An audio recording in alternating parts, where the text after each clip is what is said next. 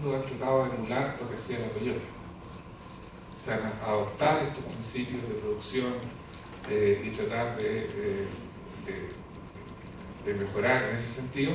Sin embargo, la Toyota ha sido capaz de mantener todavía el liderazgo. O sea, siguen parando las fábricas, siguen sus esfuerzos por mejorar, lo que explica que sea una de las organizaciones más rentables dentro de esa industria.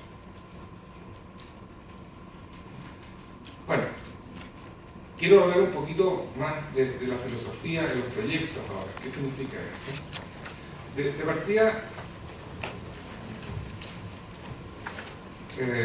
Lauri Koskela, que es una persona que en el mundo de la construcción por lo menos fue el primero en avisorar la factibilidad de adoptar estos principios en la construcción. En un trabajo seminal que él realizó en el año 92, publicó estos 11 principios de Lean, que tienen que ver con definiciones filosóficas. ¿Qué principios aplicar para mejorar? Reducción o eliminación de actividades que no agregan valor, incremento del valor del producto, reducción de la variabilidad, reducción de tiempo de ciclo. A mi juicio, estos son como las teclas de un piano que uno puede tocar, digamos, y componer su propia melodía. Aplicar principios de gestión a la gestión de su empresa. Esto ha sido posteriormente adaptado y tiene que ver con cómo yo tomo estas prácticas que son de una industria de autos y las aplico en otros contextos. Entonces, por ejemplo, ¿qué aspectos uno podría replicar?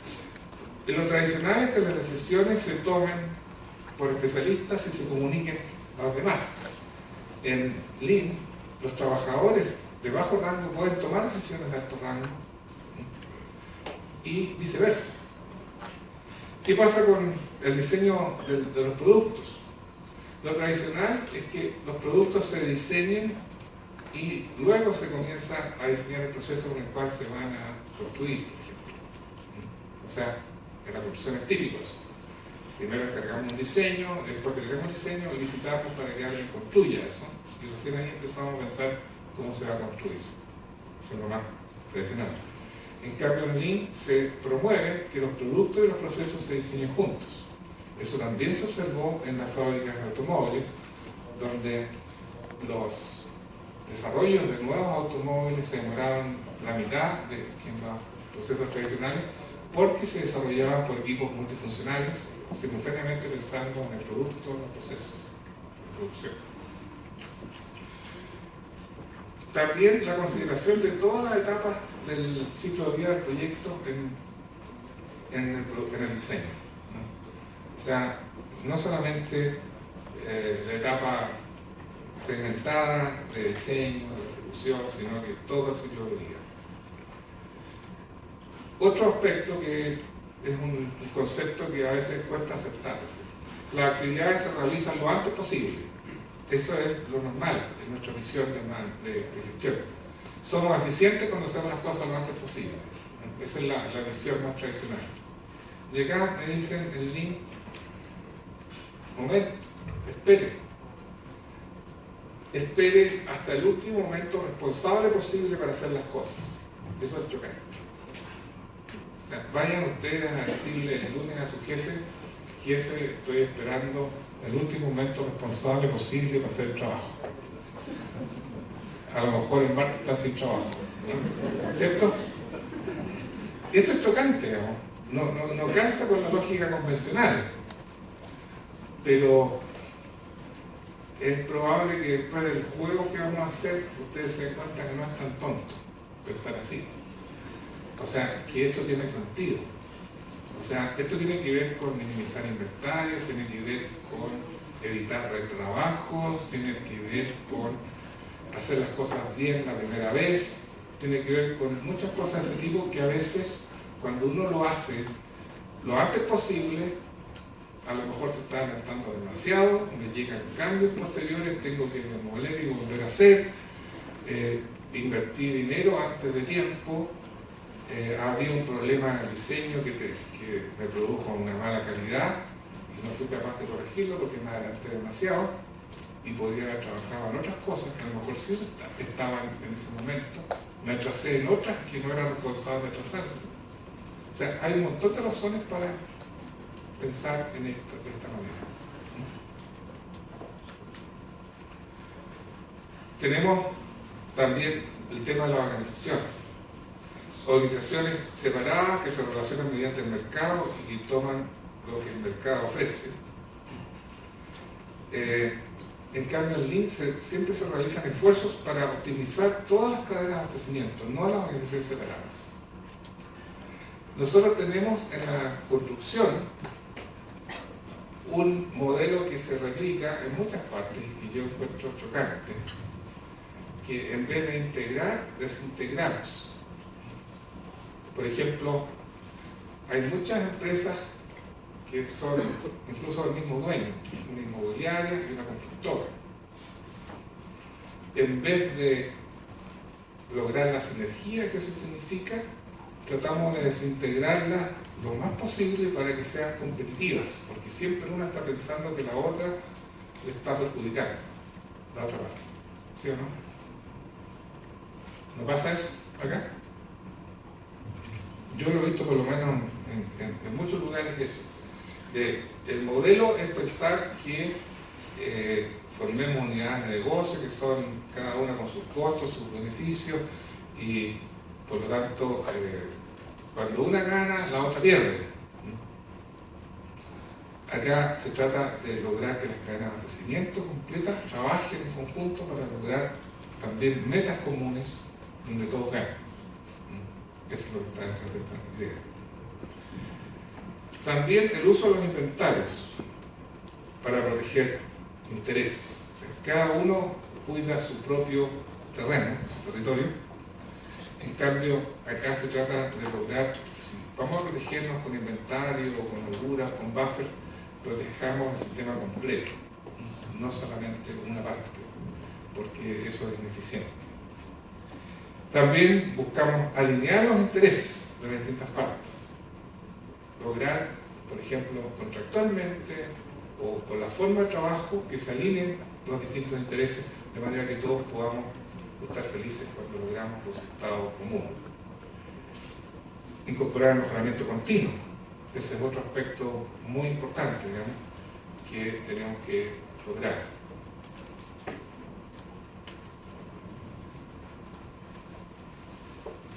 Ahora, para lograr eso, necesitamos muchas veces cambiar el flujo tradicional de trabajo. El flujo tradicional de trabajo, como se muestra aquí, muy temprano el proyecto decide qué es lo que hay que hacer. Y posteriormente, más tarde, cómo se va a hacer.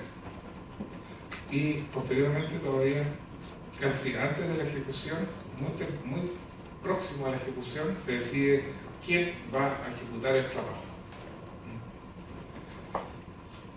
Lo que se propone en Lean es un desarrollo integrado del proyecto. ¿Qué significa eso?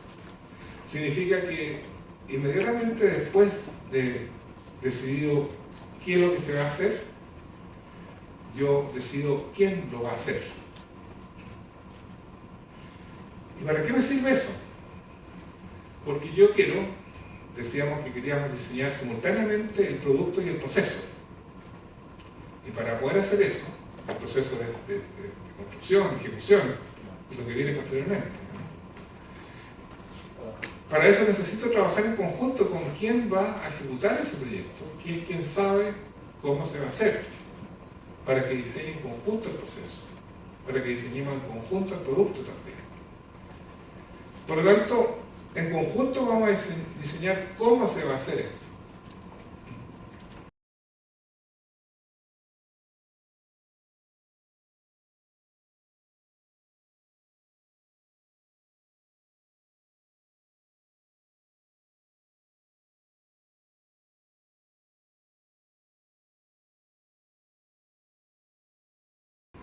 Hacer un trabajo a lo mejor bastante dedicado durante un buen tiempo a diseñar el producto y el proceso. y después lo voy a ejecutar. Ahora, eso significa, por ejemplo, tener que seleccionar a un contratista para ejecutar un proyecto de construcción sin tener un diseño. Entonces el dueño va a decir, pero ¿cómo lo voy a hacer? ¿Qué es lo que voy a licitar si no tengo un diseño? Bueno, la buena noticia es que existen métodos de cómo seleccionar contratistas sin tener un diseño. Se puede, lo que se llama, en americanos llaman Best Value Selection. O sea, yo selecciono por otros criterios, el mejor valor ofrecido y no solamente por el menor costo.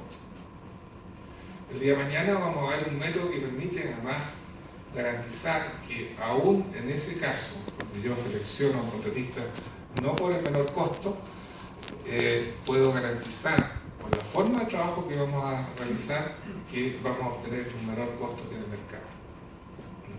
Y eso me puede ayudar. Es una de las tecnologías o herramientas que vamos a conocer durante el día de mañana. Entonces, ¿qué explicación hay detrás de esto? ¿Por qué querer hacer esto? Y hay una explicación conceptual también aquí, que tiene que ver con la curva de influencia del proyecto. Ustedes probablemente conocen esta curva. La curva número 1 es lo que se llama la curva de influencia del proyecto, es la habilidad de impactar costo y función que va decreciendo a lo largo del ciclo de vida del proyecto, decrece hacia el final. Y eso además va acompañado de una curva que es la curva de cuánto cuesta cambiar. Eso va aumentando su costo a medida que se avanza en el proyecto y por lo tanto yo lo que quiero es reemplazar la curva tradicional que muestra ahí dónde se lleva a cabo en el tiempo el esfuerzo de diseño, que normalmente está arriba, adelantar esa curva, y el proceso integrado significa que yo incorporo muy temprano también al constructor o a los proveedores para diseñar en conjunto el producto y el proceso. Adelantando ese esfuerzo, estoy en la zona de más alta influencia, en la curva de influencia, y en la zona de menor costo de los cambios. Entonces estoy aprovechando esos aspectos que son fundamentales. Ahora, ejemplos de tecnología. Y aquí voy a ir más rápido porque ¿qué significa esto? Todo lo que hablamos tiene que ver con la filosofía, lo conceptual, que es lo que debiera orientar nuestra implementación. Ahora, un ejemplo de una tecnología que la mitad de la audiencia aparentemente conoce es el sistema último planificador. ¿Y en qué consiste este sistema? Básicamente es una metodología que me permite aumentar la confiabilidad de los planes de un proyecto, reducir variabilidad e impactar múltiples indicadores. Uno dice, por ejemplo, ¿qué porcentaje de los compromisos de planificación se cumplen en sus proyectos? Sabemos que es un bajo porcentaje. Si ustedes lo miden en sus proyectos, se van a encontrar que es alrededor del 50% cuando no hay ninguna intervención. ¿Cuánto mejora eso? Sí. ¿Qué pasaría si lográramos que se cumpliera el 100% de los compromisos? Yo diría que para muchos es inimaginable lo que se puede lograr. Se puede lograr mucho. ¿Qué es lo que hace el último planificador? Básicamente cambiar esta realidad que está aquí, donde si el debe es todo el conjunto de lo que hay que hacer en un proyecto, y el se hará es lo que se elige hacer en un determinado periodo, se termina haciendo solamente lo que aparece ahí como un círculo más pequeño, lo que se puede hacer porque no se ha trabajado anteriormente sobre lo que se puede hacer, no se ha liberado la construcción. Lo que hace el último planificador es dar vuelta a este problema y primero identificar lo que puede hacerse y agrandarlo, y después de ese conjunto seleccionar lo que se hará en el próximo periodo. Eso es, en términos muy simples, lo que hace el último planificador, y con eso se logra aumentar el cumplimiento dramáticamente, el cumplimiento de la planificación. Y eso se hace a lo largo de distintos procesos.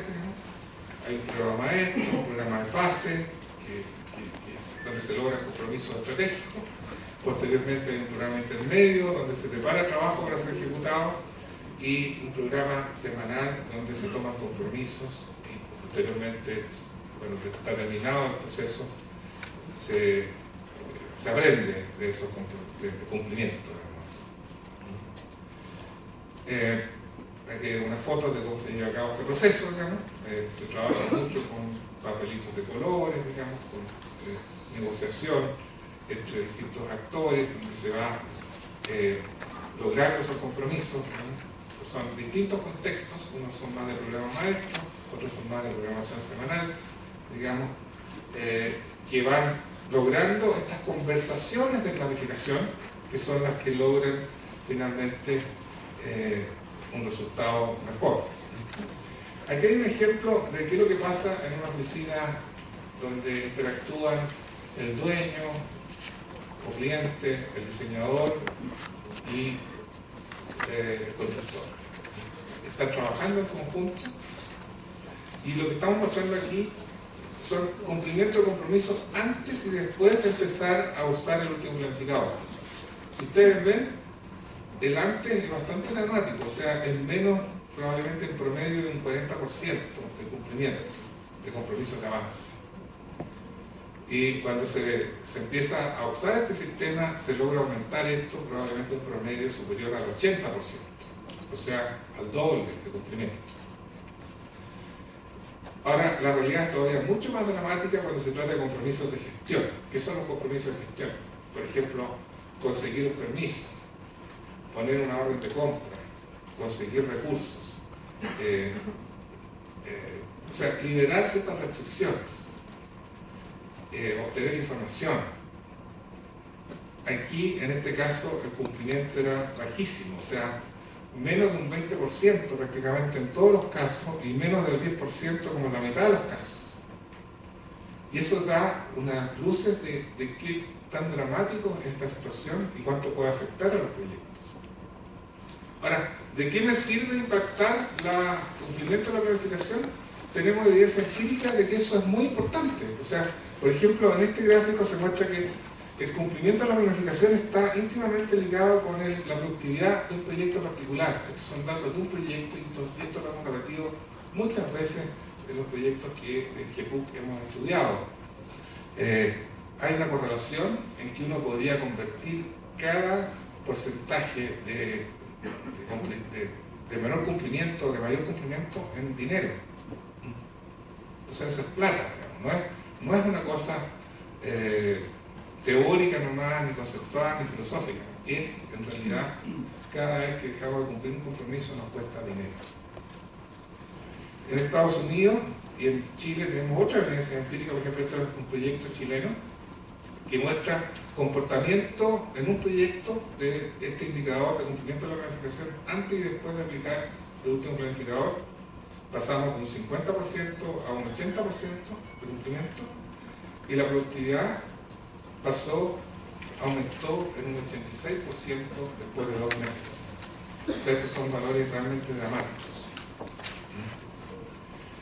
Por otro lado, también lo hemos correlacionado con indicadores más tradicionales de gestión. Por ejemplo, ahí hay el SPI, es el Schedule Performance Index, y el CPI es el Cost Performance Index. Y eso está mostrado cómo se comparan con el porcentaje de cumplimiento de la planificación. Y ahí tenemos que se ve claramente que están de la mano, o sea, son cosas que van efectivamente en una estricta correlación.